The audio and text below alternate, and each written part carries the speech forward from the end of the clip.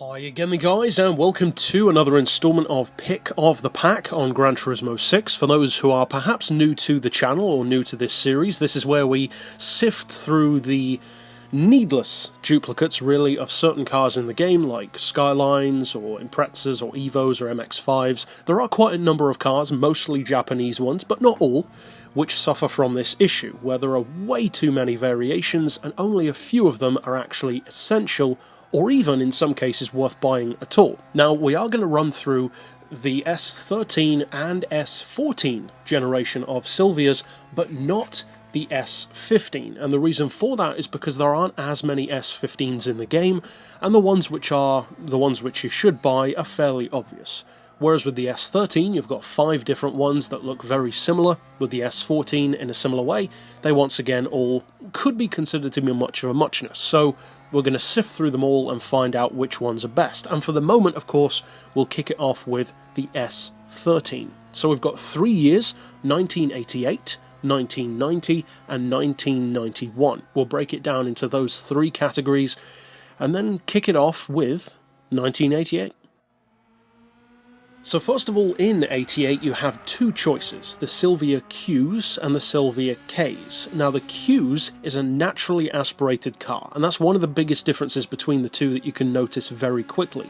Now as you can see the specs on screen, they change a lot based on the fact that you can turbocharge one and not the other. Now it's not all bad for the naturally aspirated car. The PP level in fully tuned form is actually very useful. It's just over 450, so just take a couple of parts off and you've got yourself potentially a great 450 PP racer.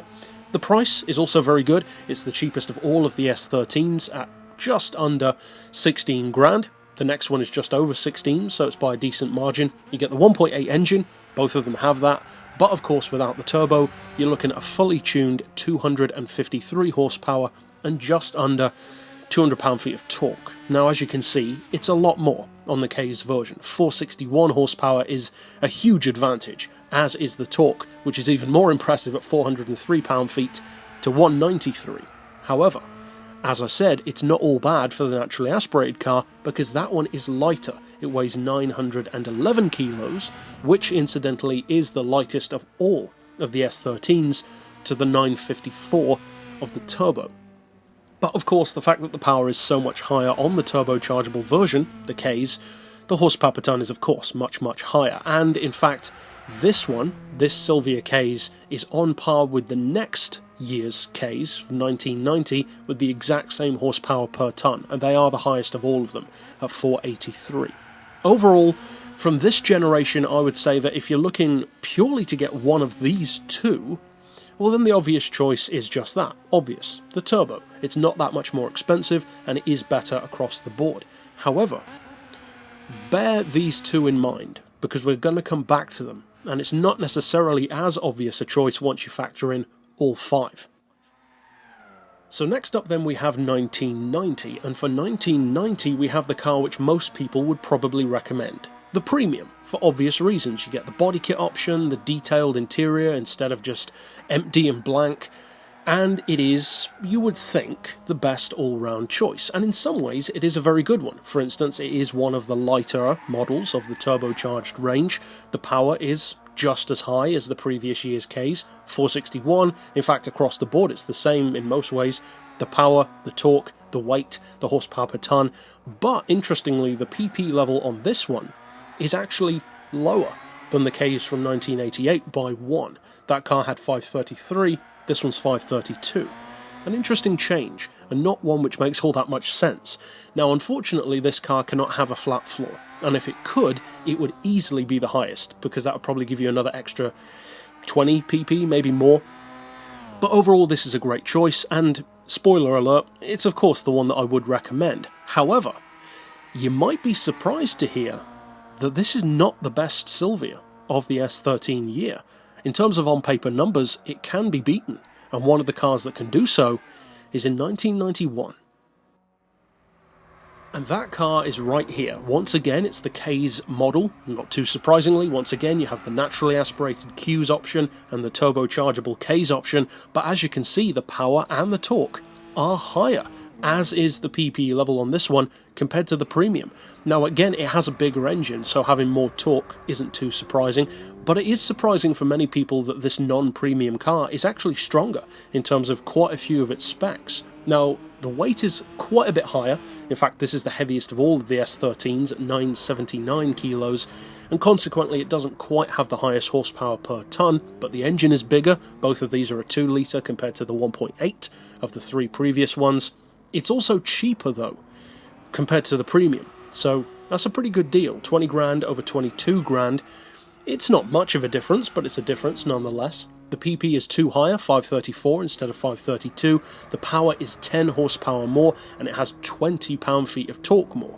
So this one, the Silvia Ks from 1991 that is the strongest overall. In fact, it has 4 unique points to its name, in which it's stronger than all of the other cars. Very interesting. So with that all in mind, it's a relatively quick sum up, because there are only 5 to choose from anyway, but which one should you actually buy then?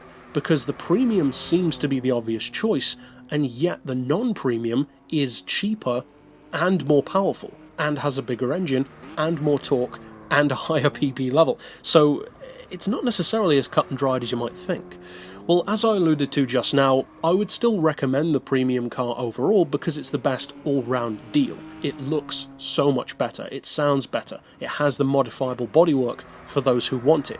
It's just a more authentic experience, whereas all of the others, as is often the case with non-premiums, they don't feel quite as rich. They feel a little dull and a little PS2-esque, which makes sense, of course. However, if you're only going to buy one from each year, I would say that the Ks from 91, which is the most powerful of them all, that one's definitely the standout from that year. From 1990, it's obvious there is only one, and it's the premium, so that's the standout by definition. But from 88, I would actually say that the standout is the naturally aspirated Qs version. And the reason why is because of its purity. It's just this raw, simple, back to basics, super affordable sports coupe. It's a perfect entry point into drifting and JDM cars for less experienced drivers with less cash. It's already fast enough for lower PP racing for the 15.5 grand price, and the naturally aspirated feel is relatively unique. There is of course also this year, the 91 naturally aspirated car, which is better of the two technically, but the original, I don't know, there's just a certain level of purity there. It's almost like a raw base model RS version, that kind of thing, just a pure focused super light version.